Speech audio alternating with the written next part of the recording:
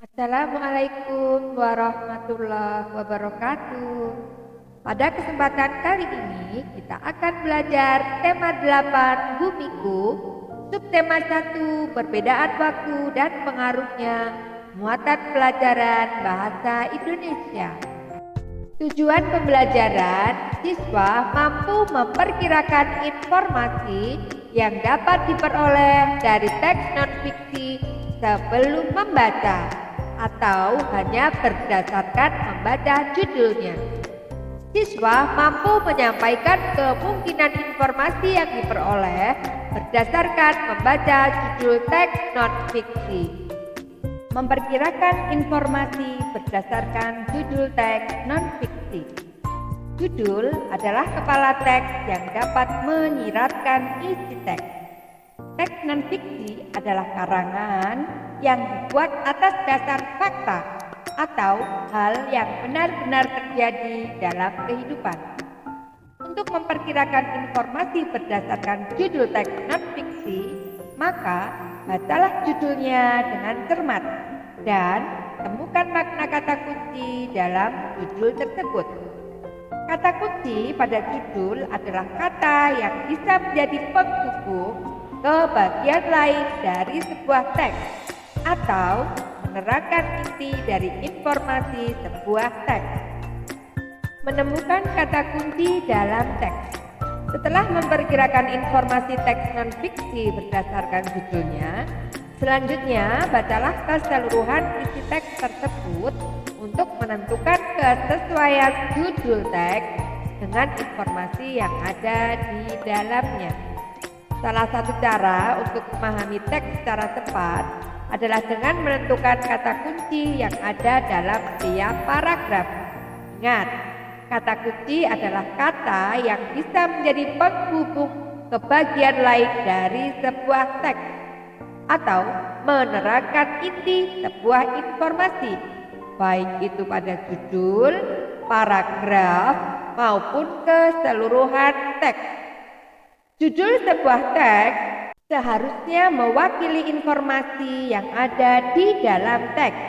Jika tidak terdapat kesesuaian antara judul dengan informasi di dalam teks, maka perlu perbaikan judul.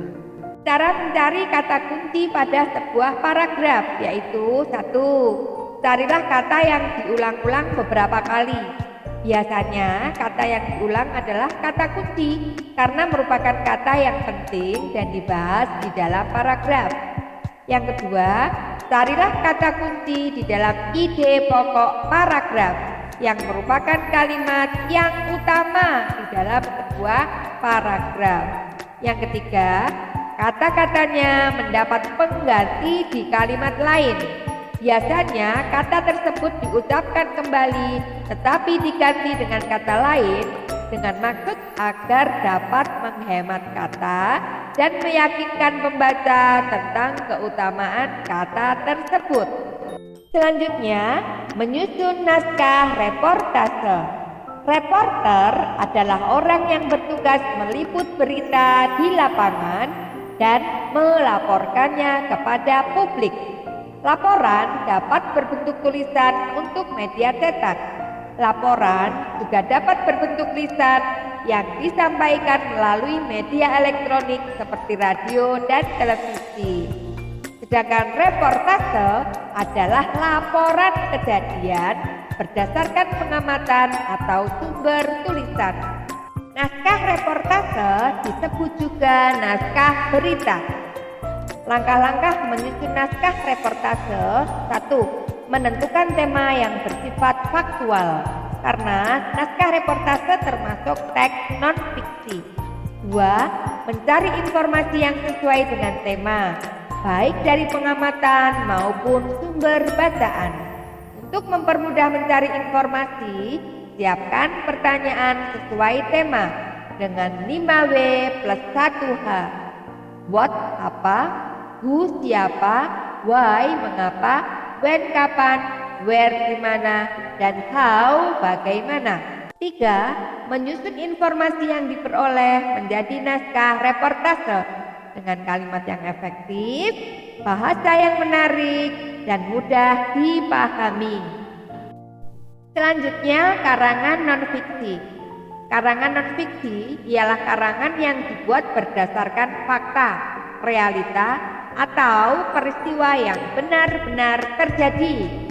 Tulisan non-fiksi biasanya berbentuk tulisan ilmiah dan ilmiah populer, laporan, artikel, future, skripsi, tesis, disertasi, makalah, dan sebagainya. Perbedaan antara fiksi dan non-fiksi terletak pada masalah faktual atau tidak, imajiner atau tidak. Perbedaan antara keduanya sama sekali tidak ada hubungannya dengan gaya bahasa atau apapun selain masalah fakta atau hayalan. Karangan non-fiksi berusaha mencapai taraf objektivitas yang tinggi, berusaha menarik dan menggugah nalar atau pikiran pembaca. Bahasa karangan non-fiksi bersifat denotatif dan menunjukkan pada pengertian yang sudah terbatas sehingga tidak bermakna ganda. Non-fiksi dibagi menjadi dua seperti berikut.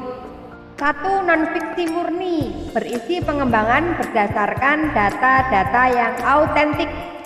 2. Non-fiksi kreatif, berawal dari data autentik, kemudian dikembangkan sesuai imajinasi penulisnya, yang pada umumnya dalam bentuk novel, puisi, dan prosa. Demikian, tetap jaga kesehatan, semangat belajar, maaf untuk segala hilaf.